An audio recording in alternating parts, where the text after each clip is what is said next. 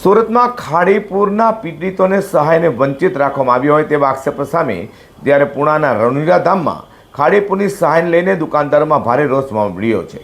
6 થી 7 ફૂટ પાણી ભરાયા બાદ મોટું નુકસાન થયું હોવા છતાં પણ 1 મહિનો વીતી ગયો હોય સહાય ન મળી હોવાના આક્ષેપ તે લોકોએ કર્યા। સુરતના પૂણા વિસ્તારમાં આવેલા રણુજા ધામ સોસાયટીમાં ખાડીપુરની સહાયને લઈને દુકાનદારોમાં નારાજગી જોવા મળી રહી છે।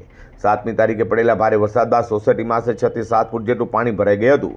પાણી દુકાનમાં ઘૂસી જતા વેપારીને મોટું નુકસાન પણ થયું છે। દુકાનદારોના જણાવ્યા મુજબ સરકાર દ્વારા જાહેર કરેલી સહાય માટે ઓનલાઈન ફોર્મ સહિતની જરૂરી પ્રક્રિયા પૂર્ણ કરાઈ હતી, જોકે પૂર બાદ 1 મહિનો વીતી ગયો હોવા છતાં હજી સુધી નુકસાનગ્રસ્ત દુકાનદારોને સહાય મળી નથી। દુકાનદારોનો વધુ એક આક્ષેપ છે કે રણુજા ધામ પાસે આવેલા ખાડીના કારણે દર વર્ષે વરસાદ દરમિયાન પાણી ભરવાની સમસ્યા સર્જાય છે।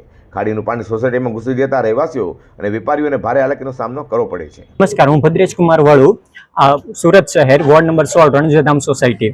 આપણે સૌ જાણીએ છીએ કે 7 જુલાઈના રોજ આપણે સામાન્ય વરસાદ આવ્યો હતો, છતાં તંત્રની બેદરકારીના કારણે આપણે ખાડીપુરનો સામનો કર્યો હતો। ત્યારબાદ ગુજરાત સરકાર દ્વારા 2 આર્થિક પેકેજો જાહેર કરવામાં આવ્યા હતા, જેમાં 6,800નું કેશ ડોલ તેમજ વેપારીઓ માટે અલગથી સહાય રજૂ કરવામાં આવી હતી। આપણે સૌ જાણીએ છીએ કે 6,800 રૂપિયાની કેશ ડોલમાં કેશ હોવાના કારણે તંત્ર અને અધિકારીઓ દ્વારા તે ઝડપી અને સક્રિય રીતે કામ પૂરું કરવામાં આવ્યું છે, પરંતુ જે વેપારીઓને જે આર્થિક પેકેજ જાહેર કરવામાં આવ્યું તેમાં નિષ્ક્રિયતા જોવા મળી રહી છે। તેના અમલીકરણમાં પણ ખૂબ જ મુશ્કેલીઓ સામનો કરી રહ્યા છે વેપારીઓ, જેમાં ઓનલાઈન આવેદન આપવાનું આવે છે, જે વેપારીઓ દ્વારા ઓનલાઈન આવેદન પણ આપી દેવામાં આવ્યું છે, છતાં પણ તેમને કેટલીક તકનીકી મુશ્કેલીઓનો સામનો કરી રહ્યા છે, જેમાં ફોર્મ ભરવામાં તકલીફો આવે છે। તેમજ જેમણે ફોર્મ ભરી દીધા છે તેમને જિલ્લા ઔદ્યોગિક કેન્દ્રના ધક્કા પણ ખાવા પડી રહ્યા છે, તેમજ જેમને લોન માટેની સહાયનું આપવામાં આવ્યું છે તેમાં પણ તેમને પહેલા જે ટર્મ લોનનું સેન્કશન આવે છે તેમાં પણ તકલીફો આવી રહી છે। તેથી આપણે નાયબ મુખ્યમંત્રીને એટલી જ રજૂઆત છે, જે રીતના 6,800 કેશ ડોલમાં ડોર ટુ ડોર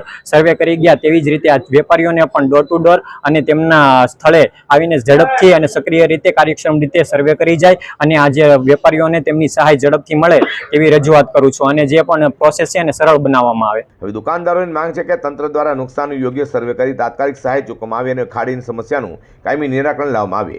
અને 1 મહિનો વીતી ગયો, જો કે સહાયની રાહ હજુ પણ યથાવત, હવે તંત્ર ક્યારે જાગશે?